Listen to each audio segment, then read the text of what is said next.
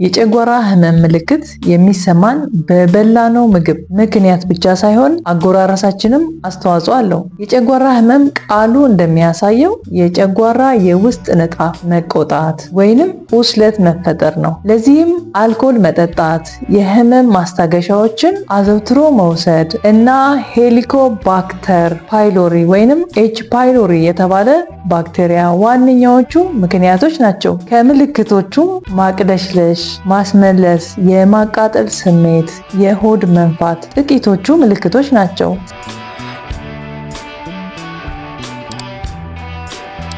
ሰላም ጤና ይስጥልን። እመቤት ንዳ ነኝ፣ የስነ ምግብ ባለሙያ። በዛሬው የሀበሻ ኬር ዩቲዩብ ቻናላችን የጨጓራ ህመምን እንዴት በአመጋገባችን ማከም እንደምንችል፣ የጨጓራ ቁስለት ሲኖር መቀነስ ወይንም ማስወገድ አስገዳጅ የሆኑት ምግቦች የትኞቹ እንደሆኑ ከነ ምክንያታቸው፣ በመጨረሻም የጨጓራ ህመም የማስጠንቀቂያ ደወል ምልክቶች የትኞቹ እንደሆኑ እንመለከታለን። ላይክ እንዲሁም ሰብስክራይብ በማድረግ አብራችሁን ቆዩ። ነጭ ሽንኩርት መመገብ በዓለም ከሚኖሩ የሰው ልጆች 50% እንዲሁም በአገራችን ኢትዮጵያ ከ52 እስከ 91% ጥናቱ እንደተካሄደበት አካባቢ ቢለያይም ሄሊኮባክተር ፓይሎሪ ወይም ኤች ፓይሎሪ በሚባል ባክቴሪያ ምክንያት በጨጓራ ይታመማሉ። የጨጓራ ህመሞት በባክቴሪያ ምክንያት ከሆነ ከተደረገለት ሕክምና በተጨማሪ የነጭ ሽንኩርት ፍሬ ባክቴሪያውን ለማስወገድ ይጠቅማል። አንድ ጥናት እንደሚያመለክተው ነጭ ሽንኩርት መመገብ ይህንኑ ባክቴሪያ ለማስወገድ ውጤታማ ተፈጥሯዊ መንገድ መሆኑን ያረጋግጣል። ነጭ ሽንኩርት ጥሬውን ማኘክ ወይንም የተከተፈውን መዋጥ፣ ከውሃ ጋር መጠጣት ባክቴሪያውን ለማስወገድ ይጠቅማል። አንዳንድ ጥናቶች እንደሚያመለክቱት ነጭ ሽንኩርት መመገብ የጨጓራ ካንሰርን ለማከም እንደሚረዳ ያመለክታሉ። እየተከታተሉ ነው? ሰብስክራይብ አድርገዋል? የጨጓራ ህመምን ለማከም የጠቃሚ ባክቴሪያ ምግቦችን መመገብ። ጠቃሚ ባክቴሪያዎች ጤናማ የምግብ መፈጨት እና መደበኛ የአንጀት እንቅስቃሴ እንዲከናወን ይረዳሉ።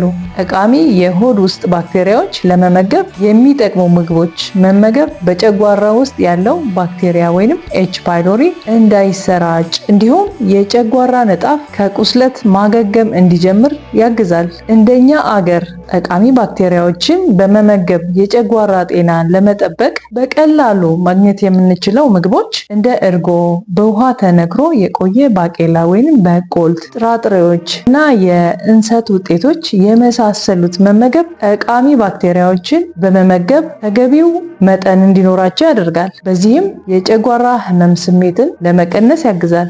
የጨጓራ ህመም ስሜትን ለመቀነስ ትንሽ ምግብ መመገብ። የጨጓራ ህመም ምልክት የሚሰማን በበላነው ምግብ ምክንያት ብቻ ሳይሆን አጎራረሳችንም ያባብሰዋል። የጨጓራ ህመም ካለበት የምግብ መፈጨት ሂደት ቀላል እንዲሆን ማስተካከል ለጨጓራና ለአንጀት ትልቅ አስተዋጽኦ አለው። ምግብ ሲመገቡ ትልቅ ጉርሻ መጉረስ እና ብዙ መመገብ በምግብ ስርዓተ ልመት ላይ ያሉ የሰውነት አካል ምግቡን ወደ ጠቃሚ እና ቆሻሻ ለመለየት ትልቅ ጭንቀት ይፈጥርባቸዋል። ለዛም ነው ብዙ ምግብ ከመመገብ ይልቅ በትንሽ ጉርሻ እና በትንሽ የምግብ መጠን በንጥረ ነገር የበለጸጉትን በመመገብ የጨጓራ ህመም ምልክቶችን ከማባባስ ይልቅ ህመሙን መቀነስ እንችላለን። የአኗኗር ዘዴ ማስተካከል። ተደጋጋሚ የጨጓራ ህመም ምልክት ለጨጓራ ካንሰር አጋላጭ ከሆኑ ምክንያቶች አንዱ ነው። በተለይ የጤናማ አኗኗር ዘዴ መምረጥ የብልሆች ምርጫ መተግበር አስፈላጊ ነው። አስፈላጊ ከሆነ ክብደት መቀነስ፣ ሲጋራ የሚያጭሱ ከሆነ ማቆም፣ አልኮል መጠጣት በማቆም የጨጓራ ህመም ምልክት መቀነስ ይቻላል። የህመም ማስታገሻ መድኃኒቶች አብዝተው መጠቀም ያቆሙ። እንደ አይቡፕሮፊን፣ አስፕሪን እና ዳይክሎፌናክ የመሳሰሉት ማስታገሻዎች በተከታታይ መጠቀም በሂደት የጨጓራ ንጣፍ ቁስለት ስለሚያመጡ ህመሙ ካለ ስለሚያባብሱ በተቻለ መጠን የህመም ማስታገሻዎችን ባይወስዱ ይመከራል። የፍላቮኖይድ ይዘት ያላቸው ምግቦች እንደ ኢሮፒያን አቆጣጠር በ2020 በተሰራ ጥናታዊ ጽሑፍ እንደሚያሳየው ፍላቮኖይድ የአንቲ ኦክሲዳንት እና አንቲ ኢንፍላማቶሪ ይዘት ስላለው የጨጓራ ቁስለት እንዲድን ይረዳል። ፍላቮኖይድ የሚባለው ንጥረ ነገር በብዙ ፍራፍሬዎችና አትክልት ውስጥ በተፈጥሮ የሚገኝ ነው። በፍላቮኖይድ የበለጸጉ ምግብና መጠጦች እንደ አኩሪ አተር፣ ብሮኮሊ፣ አፕል፣ አረንጓዴ ሻይ፣ ቀይ ወይን እነዚህ ምግቦች መመገብ የጨጓራ ህመምን ለመቀነስ ይረዳል። ፍላቮኖይድ ሌላኛው ስሙ የጨጓራ ህመም ተከላካይ በመባል ይታወቃል። ይህን ስያሜ የሰጠው ፍላቮኖይድ የጨጓራ ንጣፍ እንዳይጎዳ ለመከላከል እንዲሁም ጨጓራ ከቁስለት እንዲድን ስለሚያግዝ ነው። ሌላኛው በአመጋገብ የጨጓራ ህመምን በቤት ውስጥ ለማከም የሚረዳን ማር ነው። የማር የንጥረ ነገር ይዘት ንቦች እንደቀሰሙት እጽዋት ቢለያይም ማር እስከ 200 ንጥረ ነገር እንደ ፖሊፌኖል እና ሌሎች አንቲኦክሲዳንት ይዘት አለው። ማር እምቅ የጸረ ባክቴሪያ አቅም ስላለው የጨጓራ ባክቴሪያ እንዳይራባ የማስቆም አቅም አለው። የደም ስኳር መጠኖ በጤናማ ገደብ ውስጥ የሚገኝ ከሆነ የማር ጣፋጭነቱን በማጣጣም የጨጓራዎትን ጤና መጠበቅ ይችላሉ። አትክልትና ፍራፍሬ እንዲሁም ሙሉ እህሎችን መመገብ የጨጓራ ቁስለት ለማዳን ይጠቅማሉ። የአንቲኦክሲዳንት ይዘት ያላቸው ምግቦች ፖሊፌኖል የተባለውን አንቲኦክሲዳንት የጨጓራ አልሰር ለመከላከል እንዲሁም ቁስለት ተፈጥሮ ከሆነም ለማዳን ይጠቅማሉ። የአንቲኦክሲዳንት ይዘት ያላቸው እንዲሁም ለጨጓራ ጤና የሚጠቅሙ ምግቦች እንደ ሮዝመሪ፣ ተልባ፣ ጥቁር ቸኮሌት፣ ስትሮበሪ ዋና ዋናዎቹ ናቸው። እነዚህ ምግቦች በመመገብ የጨጓራ ህመም ምልክቶች እንዳይባባሱ ይረዳል። የጨጓራ ቁስለት ሲኖር መቀነስ ወይም ማስወገድ አስገዳጅ የሆኑ ምግቦች አሉ። በአንዳንድ ሰዎች ላይ የተወሰኑ ምግቦች የጨጓራ ጫፍ አሲድ እና ጨጓራ ውስጥ ያለው ምግብ ወደ ኋላ እንዲመለስ ወይም አሲድ ሪፍሌክስ በማድረጋቸው የጨጓራ ጫፍ ጉዳት ይደርስበታል። በዚህም የማቃጠል፣ የምግብ አለመፈጨት እና ሌሎች ምቾት የማይሰጡ ምልክቶች ያሳያል። ከነዚህ ምግቦች ከፍተኛ የግሉቲን ይዘት ያላቸው ምግቦች እንደ ስንዴ የመሳሰሉትን መመገብ የጨጓራ ምልክትን ያባብሳሉ። ቡና እና ከቡና የተሰሩ ምግብም ሆነ መጠጥ፣ የታሸጉ ምግቦች እና መጠጦች፣ አልኮል፣ ቸኮሌት፣ ቃሪያና ሌሎች የሚያቃጥሉ ምግቦች፣ በፋብሪካ የተቀነባበሩ ምግቦች፣ ከፍተኛ የጨው መጠን ያላቸው ምግቦች፣ በጣም የተጠበሱ ምግቦች፣ ሲትሪክ አሲድ ያላቸው እንደ ሎሚ የመሳሰሉት መመገብ ህመሙን ያባብሳሉ። ለመሆኑ እነዚህ ምግቦች አትብሉ ተብሎ የሚመከርበት ምክንያት ምንድን ነው? ለምሳሌ ያህል የሚያቃጥሉ ምግቦች ስንመገብ እነዚህ ምግቦች የጨጓራ የውስጥ ንጣፍ እንዲቆጣ ስለሚያደርጉ የጨጓራ ህመምን ያባብሳሉ። ሌላኛው ቅባት የበዛባቸው ምግቦች።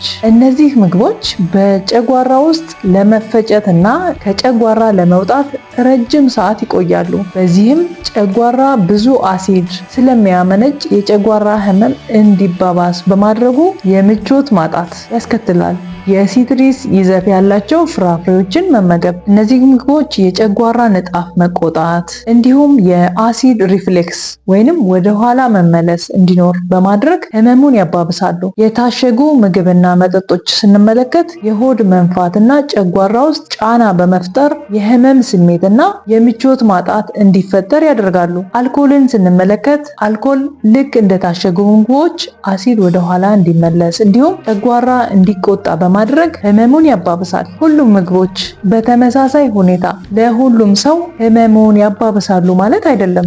ነገር ግን የትኛው ምግብ እንደማይስማማዎት በመለየት መጠንቀቅ ህመሙ እንዳይባባስ እንዲሁም ጉዳቱን ለመከላከል ይረዳል። መቼ በአፋጣኝ ወደ ህክምና መሄድ ያስፈልጋል የሚለውን እንመልከት። ህመሙ እንደጀመሩት በወቅቱ ህክምና ማድረግ ወሳኝ ነው። ህመሙ ለብዙ ጊዜ የቆየበት ሰው መዘናጋት የሌለበት የጨጓራ ህመም አደገኛ ምልክቶችን እንመልከት። የጨጓራ የማቃጠል ስሜት ያለማቋረጥ ከሳምንት በላይ ከቆየ፣ ደም የቀላቀለ ማስታወክ ወይንም ደም የቀላቀለ ሰገራ። እነዚህ ምልክቶች በአፋጣኝ ህክምና ካላደረጉ ህይወት እስከ ማጣት ሊያስከትል የሚችል ጉዳት እያመጣ መሆኑን የማንቂያ ደወል ናቸው። በመሆኑ በአፋጣኝ የህክምና እርዳታ ማግኘት አስፈላጊ ነው። በመጨረሻም ስለ ህክምናው ክትትልና መድኃኒት አወሳሰድ ከሐኪም ጋር በተስማሙት መሰረት እየወሰዱ በተፈጥሯዊ የአመጋገብ ዘዴ ጤናማ ምግብ በመመገብ ህመሞን